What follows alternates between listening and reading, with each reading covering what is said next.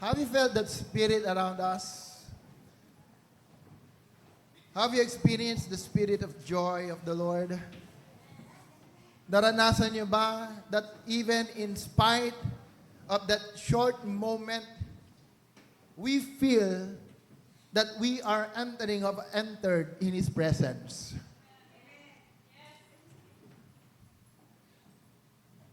Why I need to do it is because this week, we will be starting about a new message pertaining to empowerment.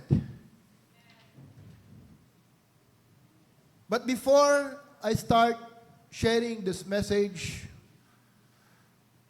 I want you to go back.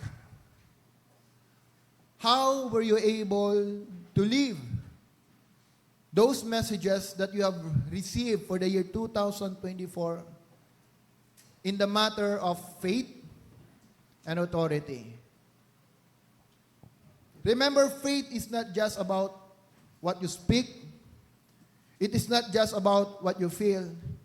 Faith declares our action, our position in the eyes of the Lord. And faith demands us to reposition ourselves in the presence of God. It is your choice whether you want to walk on the water and fix your eyes to Jesus, or somehow fix your eyes to troubles and challenges of life. The former will lift you up, but the latter will bring you down. Which choice do you want to follow? And when it comes to authority, again, every one of us as a believer, you have an inert authority. That's why you and me, we are leaders. God created you not just to stay where you are, to be what you are, but God created you for a purpose, for a special reason. God created you and me for a greater purpose in the world. Understand this, people of God. The moment that you would know your authority, the moment that you know what belongs to you, you will not allow the enemy to stop you or took advantage that you will not be able to walk upon that authority that God has put in your heart. When I was young, I told myself, I would like to have my own house. I have dreamed that my house will be up and down. I have cars. When I was young, I dreamed that I would like to be a businessman. As young as the age of Lemuel, I think, lagi kong dinodrawing yun. What I would like to be. Something in my heart that God has put already about my destiny. At nung ako po ay nagsimula magtrabaho, I know that that dream is in my heart. When you have such visions and dreams, God knows how to accomplish it to you. God will connect you to the right people, will bring you to the right place, position you to accomplish that purpose in your life. And I realize the reason why God would like to accomplish it is because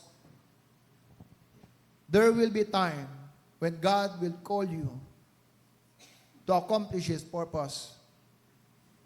You will have the abundance and the resources to do His work. At the end of the day, God will bless us and help us accomplish that vision, that we would be able to do His work. Not just to bless you, not to make you famous, not to make you known to others, but the very purpose why God will accomplish His plan for you with the right heart, with the right mind, because God would like you to influence the world. God would like you to accomplish something that you may be a contributor in changing the system of this world. That's why the world is not our problem. The world is our assignment. No matter kung ano man ang nangyayari sa mundo, whatever difficult things, challenges that we are facing, again, you are always the solution. Amen? You are always the solution. Please, stay with me.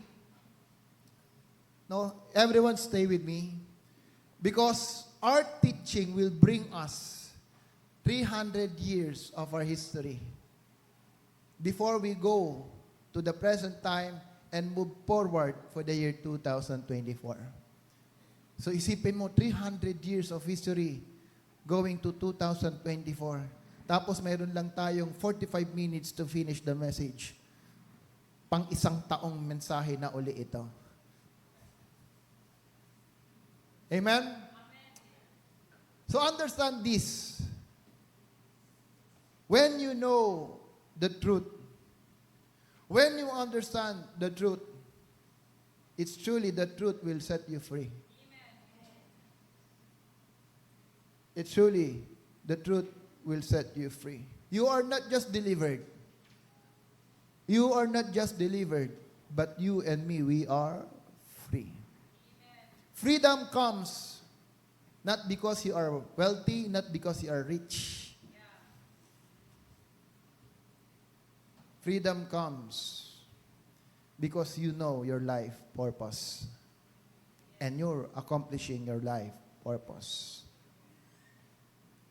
Material things will not give you true purpose. Material things will not give you peace. Though we need it,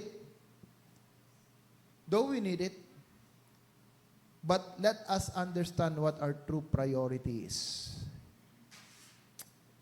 Amen? Once again, say it with me, together with me, empowerment.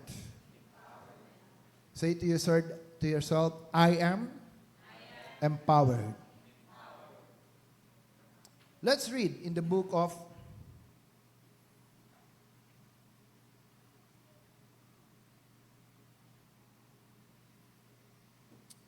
First Samuel, chapter 10, verse 1. First Samuel, chapter 10, verse 1. Then Samuel took the flask of oil, poured it on his head, kissed him, and said, Has not the Lord anointed you ruler over his inheritance? This was the anointing of Saul when Israel asked God for a king. Amen? So when Samuel poured the flask of oil on the head of Saul, oil represent the Holy Spirit. Amen? At unlike ng isang tubig, ang langis na binubuhos po sa atin hindi madaling matanggal. It stays. It stays. Amen? So in the same way, when God sealed you after receiving Jesus Christ, magkatapos mong tanggapin ang ating Panginoon Hesus bilang Diyos, tagapagligtas at hari ng iyong buhay, at naselyuhan ka ng banal na Espiritu ng Panginoong Diyos, God remind us that that Spirit stays in us. It will remain as far as God is concerned. Ang nais po ng Diyos is to always be with us. That's why God told us, I will never leave you, I will never forsake you. Amen? Mananatili ang Diyos sa buhay natin. As long as we stay according to His will. Lagyan po natin ng konting guard. Kasi baka isipin po natin, ay, narinig ko kay pastor. Mananatili pala ang Diyos sa akin kahit anong gawa ko? No. Because as far as God is concerned, He will not never leave you. But remember this, mayroon po tayong tinatawag na free will. And that free will cause us to always make a choice. Whether you want to walk with God or you stay in the dark. Amen? It is your choice. It is the most powerful gift that God has given to everyone. And that is called free will. Unfortunately, the same gift that God empower us is also the same gift that we use to oppose God. True or not? It is the same gift that we use to oppose God. Simple na lang, sabi ng salita ng Panginoong Diyos, ang sino mang magalit sa kanyang kapwa ay katulad ng mamamatay na tao. Napakalinaw po niyan sa salita ng Diyos.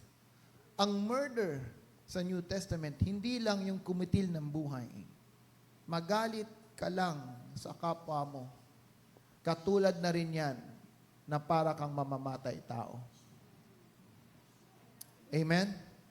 But yet, maraming mananampalataya who know this word, but still choose na magkaroon po ng kaaway at ang hirap magpatawad ng kapwa. Why? Because that's their choice. It's also clear in the Bible, Romans 13, and sabi, and submit to every authority. For it is God who established authority. True or not? Ang Diyos nagsabi na pagpasubmit ka sa authority, but yet, even we come to church, we always live to, most of the time, we oppose authority in life. Why? Because our mind are set under democratic system. A government for the people, by the people, and for the people. Of the people, by the people, and for the people. But democracy is not part of the Bible.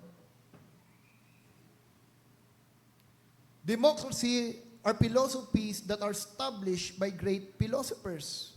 Plato, Socrates. That's why, sabi po ni Dr. Miles Monroe, we are being led by the dead.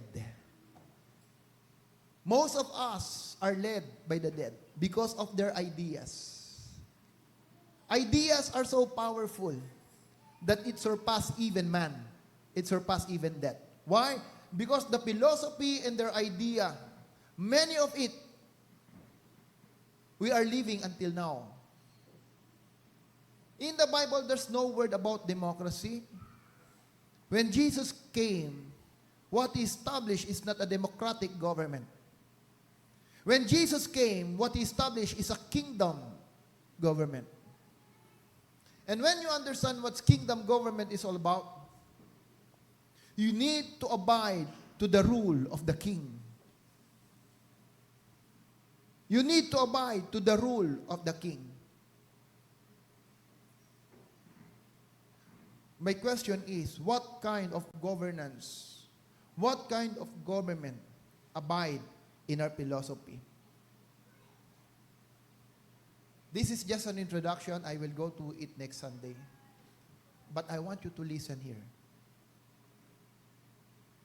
The Holy Spirit lives in every one of us. And when the Holy Spirit lives in us, there should be fruit of the Spirit that manifesting in our life. Love, joy, peace, long-suffering, perseverance. These are the fruit of the Spirit. Amen. Ang pag-aaway ba sa loob ng tahanan, bunga ba ng Espiritu yan? Ang pagkakagalit ba ng mga asawa, bunga ba ng Espiritu yan? Ang kahirapan ba, bunga ng Espiritu yan? Pero we embrace it. True or not? Sa loob po ng pamilya, dalawa lang naman ang madalas pag-awayan ng mag-asawa. Or isa lang, most probably. Pera. Pag walang pera, wala nang kapayapaan. True or not? We always think about money to be the source of our peace. When the Holy Spirit is in our life, there will always be order in the house. There will always be order in the house. The way you speak, the way you talk, the way you think. You will have the mind of Christ. Amen? You will have the mind of Christ. Proverbs 23 verse 7a says, "For as he think with himself, so he is." Tandaan niyo po itong mga verses na to. For as he think within himself, so he is. Sa New King James Version, ang sabi dyan, "For as he think in his heart, so he is." Now, listen. There are two minds that we have. The natural mind and the subconscious mind. Makinig kayo, ha? Anything that comes in your natural mind, madali mong makalimutan yan.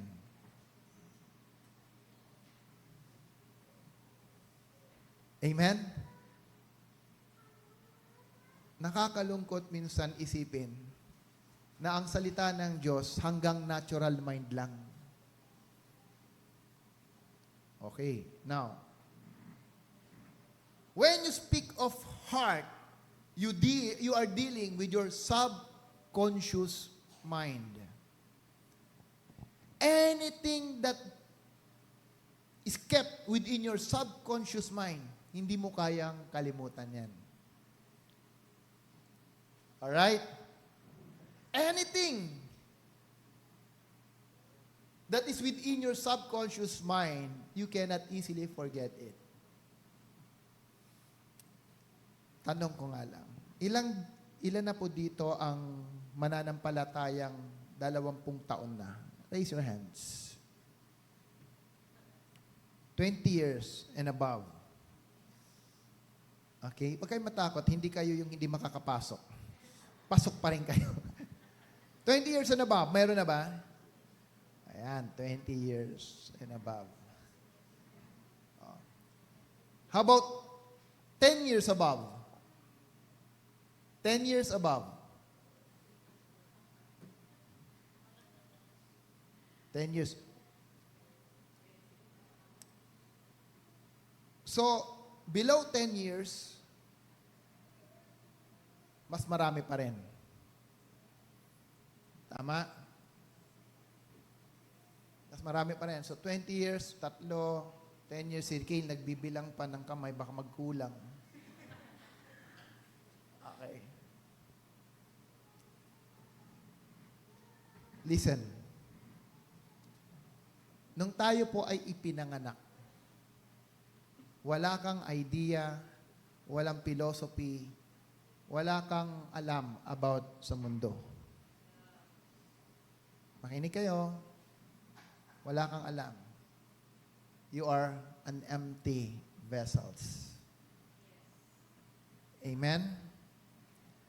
However, habang ikaw ay lumalaki, habang ikaw ay nagkakaisip, your environment, your culture, your family start to influence your ideas. Okay? Makinig kayo. Dadahan-dahanin ko na.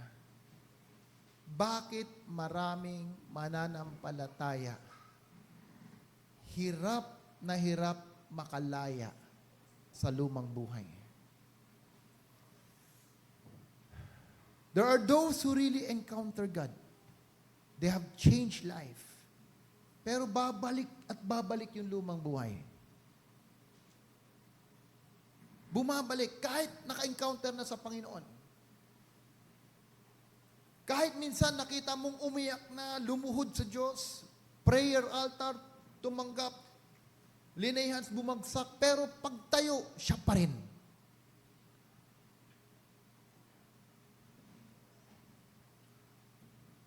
Remember, because there is a subconscious mind within us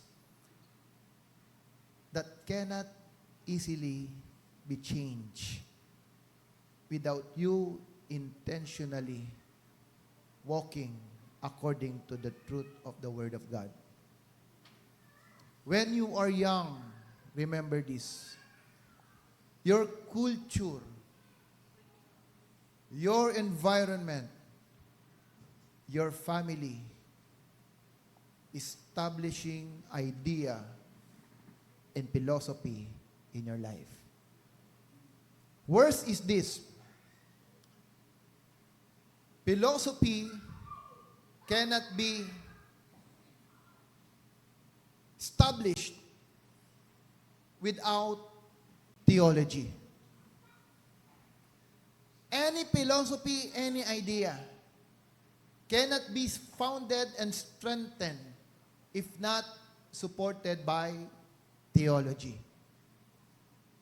That's why religion plays an important factor in developing your mindset. Culture, environment, family, then comes religion. Then you come in this church. The worship is different. The prayer is different. The message seems different. How do you think? That idea and philosophy can suddenly change unless you know and understand what is real, the truth is. Because why? Listen. The moment that philosophy is built in your life since you are young, and that philosophy is not according to the Word of God, meaning many of us here were brought up in a lie.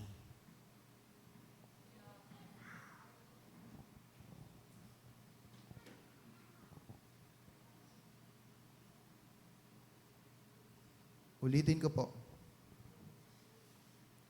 Kung ang philosophy, idea, environment at culture, and the word so-called religion, ang nag-establish ng mentality and ideas ng buhay mo ng philosophy, ay hindi ayon sa katotohanan ng salita ng Diyos, ibig sabihin, marami sa atin nabubuhay sa kasinungalingan.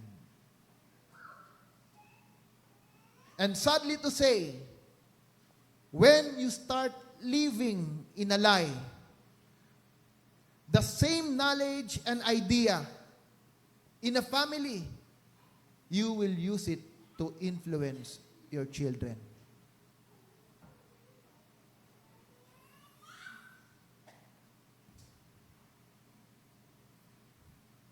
How many years you have been taught with these kinds of principles and you are living such lie, and the same lie that you have been brought up, you are now teaching it to your children and to the people around you.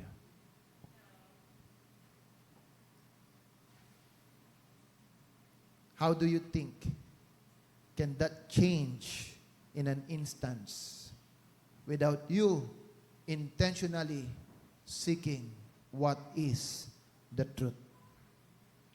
That's why even how much you tell to the person, read the Bible, meditate the Word, they don't have the passion, they don't have the hunger, the eagerness. Why? Because they don't find the Bible as the truth, because they have been living in a lie. Today, people of the Lord, allow the Word of God, allow the Spirit of the Word of God to break that lie in your life. Because without breaking such lies in life, the season of groundbreaking, the season of breaking forth is not easy to achieve. You need to reposition yourself. You need to reposition your mind. You need to reposition your faith to know what is truth.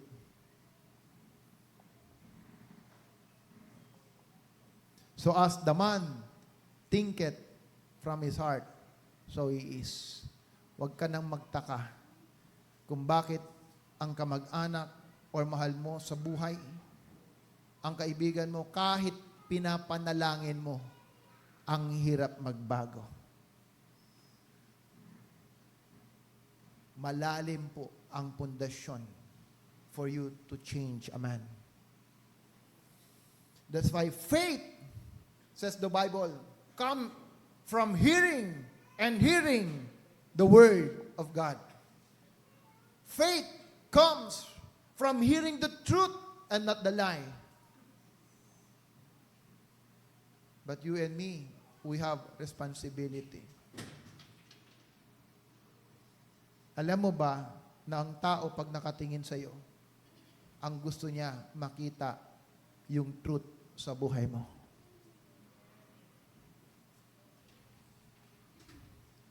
This is a challenge.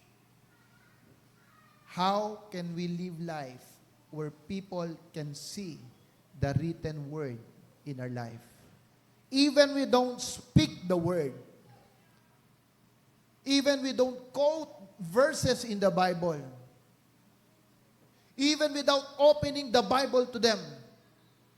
When people listen at you, when people look at you, when people see your responses in life, they can read the written word to you.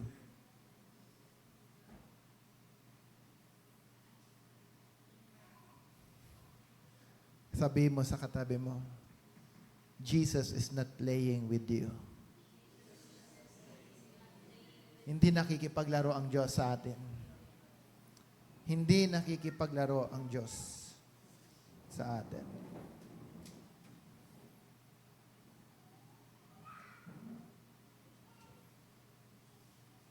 Mayroon daw case study. Mayroong case study. I think to others na i-share ko na ito. May isang aso about how to change your mind. Mayroon daw aso na nakatali. Listen na. May asong nakatali at inaabutan ng pagkain. Habang inaabot niya yung pagkain, yung tali, it holds him back. It stops him from getting the food. No? So, pupunta siya, bitin yung tali, ano mararamdaman ng aso? Masasaktan. Masasakal. So, ilang beses po nila ito ginawa, ilinalapit yung pagkain sa kanya. And, yung dog, yung kanyang instinct is to grab the food. But every time he grabs the food, yung rope stops him from getting the food. After a while, they loosen the dog. Pinakawalan yung aso. At nung pinakawalan yung aso, in the same way, inabot sa kanya yung pagkain. Inabot. What do you think the response ng aso? Ha? Magagalit. Bakit nyo ngayon lang ako pinakawalan? Parang nagalit yung aso. Ngayon pa. Masaya, sabi ni Ate Lay. Ha, ha, ha, ha, masaya. Ano pa sa tingin nyo? Anong response ng aso?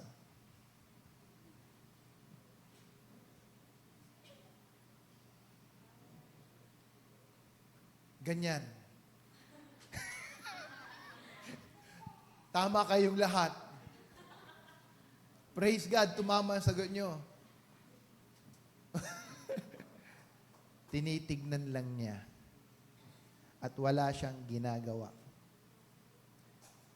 The dog was delivered, but he was not freed. He was just looking at the food. Why? Sapagkat kahit wala na yung tali sa leeg niya, ang pakiramdam niya, nakatali pa rin siya. Marami sa atin, pinalaya na ng Diyos. Pero ang buhay, nakatali pa rin. Kaya kahit anong turo mo ng faith, anong turo mo ng authority, anong turo mo ng leadership, they are still living the past rather than the future. Case study po yan. Case study yan. Kahapon po, naglagay si Pastora dahil gusto nila magkaroon ng spirit of Christmas sa loob ng tahanan. Hallelujah. Pumunta kayo ng bahay. Huwag ka nang kumunot. Magandang i-share to. Talaga namang pulang-pula ang linagay sa bahay namin. Imagine niyo, si Princess, yung aming alaga na aso, sa sobrang pula ng kortina, hindi makatawid sa pagkain niya. Kailangan niya pang umikot ng pintuan para makuha yung aso. Why? Kasi nagulat siya for the first time. Namumula ang kapaligiran. Kahit bukas ang pinto, hindi niya kayang tumagos. Because sa tingin niya, siguro, ewan ko, ano bang tingin niya dun sa pula? Sa bagay, nung ako nga unang nakakita nung mga pula, medyo kinabahan din ako.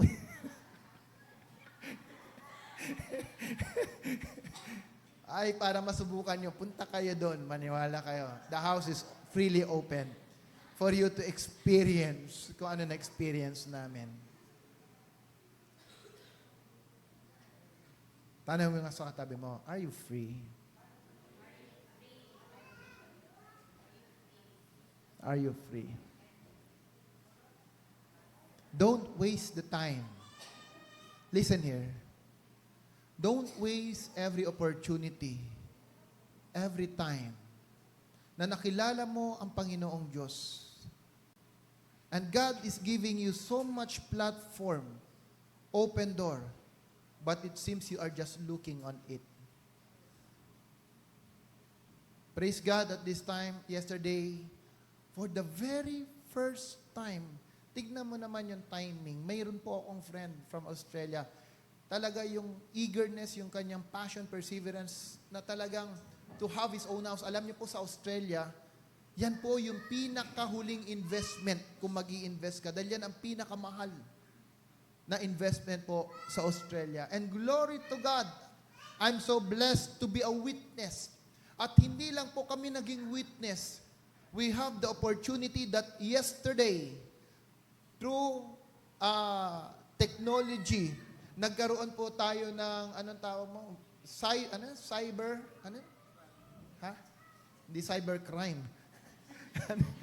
Yung online dedication ng kanyang bahay. First time. Sabi ko nga, nakaka-bless and God is really amazing. No, that we were given such opportunity even though we are distant away. Tayo po ang pinaalala ni Lord sa Kanya for us to dedicate His house. But you need to step on it. Opportunities are there. You have to step on it. Last Monday, for the very first time, God opened an opportunity for us to speak and to lead the opening prayer and the scripture reading in our barangay. And for the very first time, I took the stand with all the courage that I have to speak to the leaders of our barangay. At first time ko lang po ito ginawa. And I never really dream of doing this. But when I know and understand about the kingdom principle, ano ba yung purpose ng isang mananampalataya na tayo mga Kristiyano, hindi ka lang tinawag ng Diyos para maumupo sa simbahan, para manalangin, But God has called us for a greater purpose, to influence the world, to influence the nation. Alam niyo po, nung ito'y tinayuan natin, nung ito po'y linakaran natin, nag-iba ang basa ko sa Book of Daniel. I went back and read the Book of Daniel. And I appreciate more than before. Why? Because Daniel was used by God for 4 different kings in his time. Daniel was a great influence during his time, even in the time of King Nebuchadnezzar. People of the Lord, Christianity is not just about praying. Christianity is not just about devotions, crying in the Lord. Christianity is about bringing the light to the nation. Christianity is about knowing your life purpose.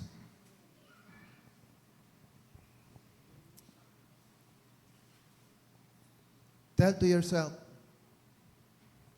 I am not just delivered. I am not just delivered. I am free. I am free. You are free, people of God. That's why when opportunity is given, when platform is given, respond to it. Praise God for those who responded to our pledge. It is not just about the amount.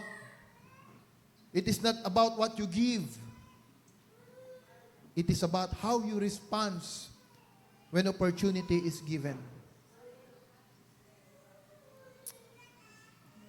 Honestly,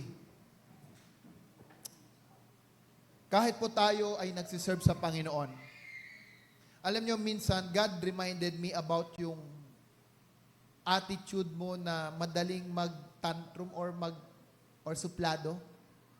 The way na pag ikaw nag-respond, sabi nila, suplado daw. Ako, siguro because minsan masyadong strong yung response.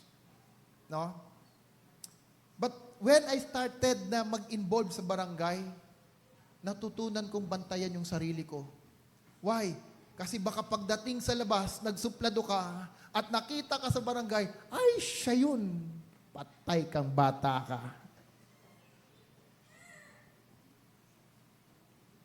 You cannot justify your position by your action. Your action will justify your position in life. Amen? Your character, your behavior will define who you are. My question is, anong tingin ng kapitbahay mo sa'yo? Listen, I have a question for you. Ano ang tingin ng kapitbahay mo sa'yo? Ano ang tingin ng anak mo sa'yo? Ano ang tingin ng asawa mo sa'yo? Do not disregard their comment because that's who you are. Pag sinabing suplado ka, suplado ka. Pag sinabing injustice ka, injustice ka. Do not argue anymore. Accept it and change your way of life.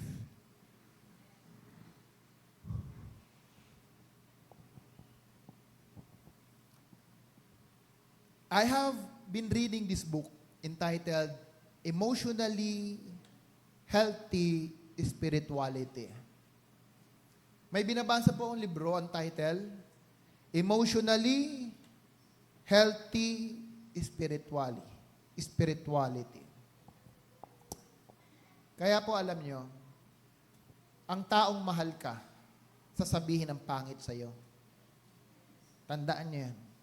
Ang totoong kaibigan, marunong sabihin kung anong pangit sa'yo.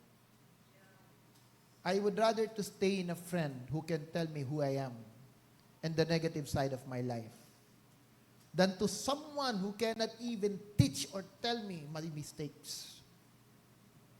Leave those people. They are not your friends.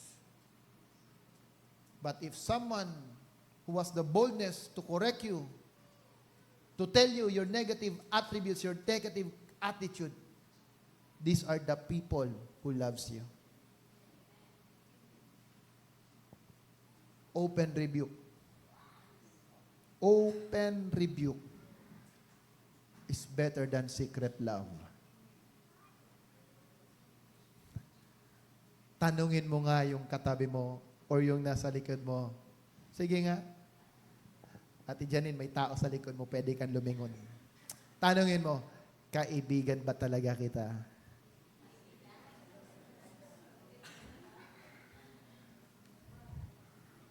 Ang kaibigan mo walang sinasabi sa iyo at puro agree na lang yan sa iyo, iwanan mo yan. He's not your friend.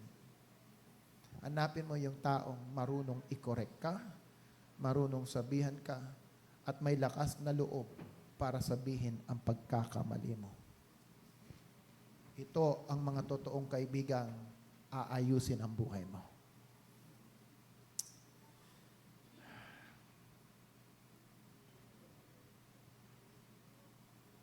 Let me just read the author's comment.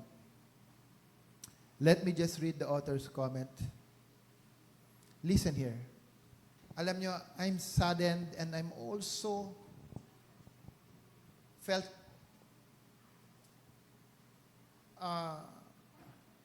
sabihin na natin na in spite na ang sumulat po nito ay a pastor leading a big congregation, he acknowledged that he has some problem inside his heart. And everything that he do, it seems that he's doing it just to please people around him. At ito po yung kanyang statement, being a pastor. And why he has such attitude that even though that he leads a big congregation, it seems he was not living according to his divine purpose. Makinig po kayo, because hindi lang siya, marami sa atin. Ikaw at ako, until now, there are areas of our life that we need to decide and make a change. And this is how it goes. What is perhaps more tragic is that my dad's spirituality and loyal involvement in his church had little impact on his marriage and parenting. Kasi po yung tatay niya ang unang naging Christian sa kanila. And the attitude, the culture, the tradition of their family was molded by, of course, the father of the house.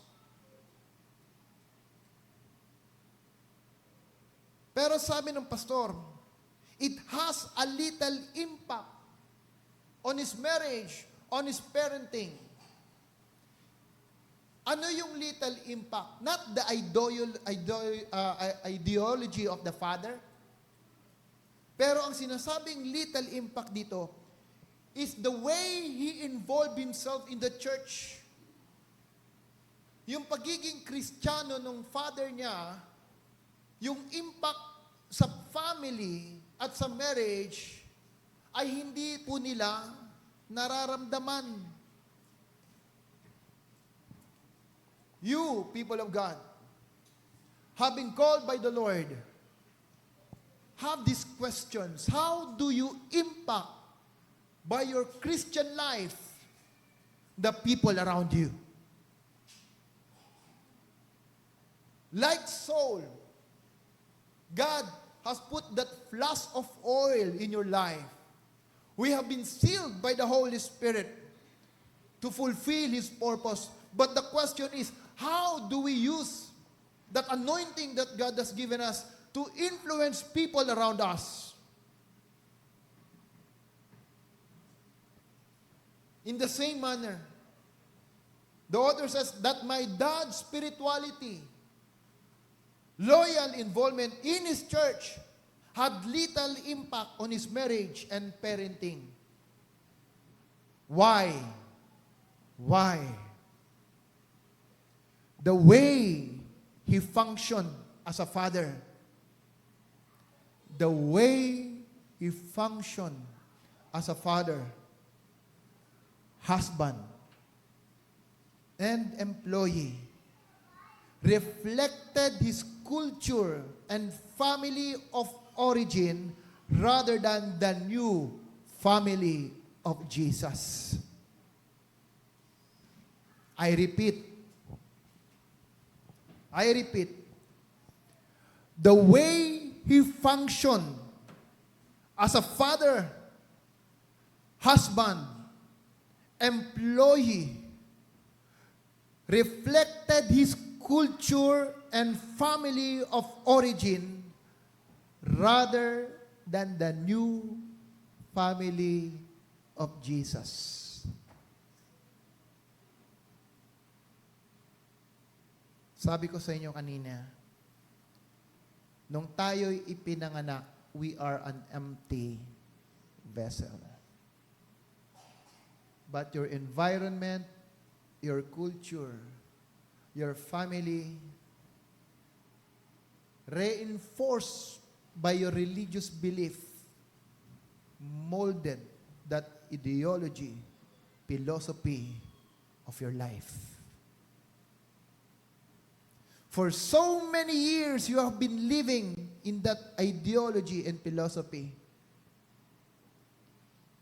And if that ideology is not bounded by the truth of the Word of God, marami ng taon na nabubuhay ka sa kasinungalingan. Don't ever think that when you come to church after this, that ideology will suddenly change. For as the man think in his heart, so he is.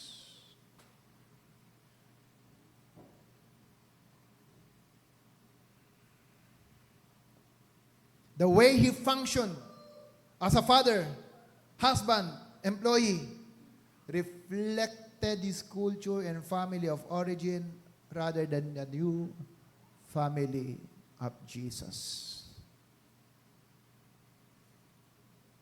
2024 is just a day ahead. How did God capture spirit in the year 2023? Go and look back. Ano ba ang nabago sa iyo sa taon ng 2023? And before looking at the external factors of life, I want you to go back and check for yourself with all conviction, with all honesty. How do you see yourself change by the Lord? Anong sinasabi ng mga tao sa paligid mo that reinforce that thinking that you have about yourself? Kung sa tingin mo yung pagbabago na akala mo nangyari sa iyo, hindi na re-reinforce ng mga tao na sa paligid mo, then react and act to change the way you are living. Because somehow, it might not be the life of Christ that are already controlling you, but still the old culture, tradition, and philosophy that you have brought up for many years. For those who are in Christ, the old is gone, the new has come. Next Sunday, I will go back further. 300 years of Spanish colonization. How it impacts us as a nation. Father, I thank you, Lord, for the day. I know Marami po, it seems somehow in my heart, mukhang nabitin. Pero mas maganda na yon, Panginoong Diyos. Aalis kaming uhaw at gutom. Sapagkat, ibig sabihin, may gusto naming mabago sa aming buhay. Panginoong Diyos, dalangin ko that with this word and understanding on how we are living our life today, magkaroon po ng tunay na kaliwanagan that the history, the culture, environment, the family and religion that brought us or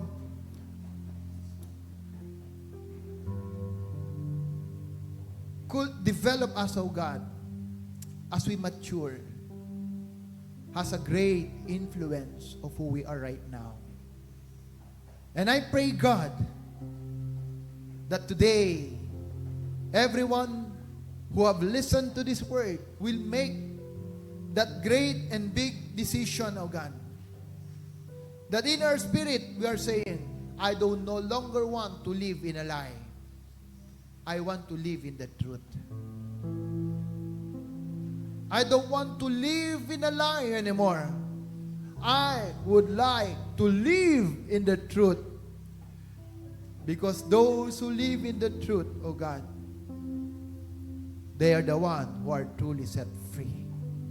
Father, let your people experience the true freedom that comes from you. The freedom that will bring them to the destiny that you have prepared and planned for each and every one of us. The freedom that will bring out the true inner authority in our life. That true leadership, oh God, that can influence and change lives, family, that can change our neighbors, oh Lord, people around us. The kind of freedom where you can use us, oh Lord, to be the solution to this world that we are living now. The kind of authority and leadership and freedom, oh Father, that we can boldly say, Oh, our Father in heaven, holy is your name. Thy kingdom come, thy will be done on earth as it is in heaven. Oh, Father, I pray that this church will go and arise beyond the expectations of man. But this church will arise according to your purpose and plan. Open the door, O God, and give us the power through your Holy Spirit to walk your mandate for us, to shed Christ's blood to all the believers, for the end is near. Father, we thank you for this morning. We thank you for your word. Seal it by your Spirit, O God, and help us, remind us na ito'y malakaran even as we go to our respective places. Bless everyone, O Lord, even those who are watching to us right now, kung paano yung conviction na amin tinatanggap sa lugar na ito.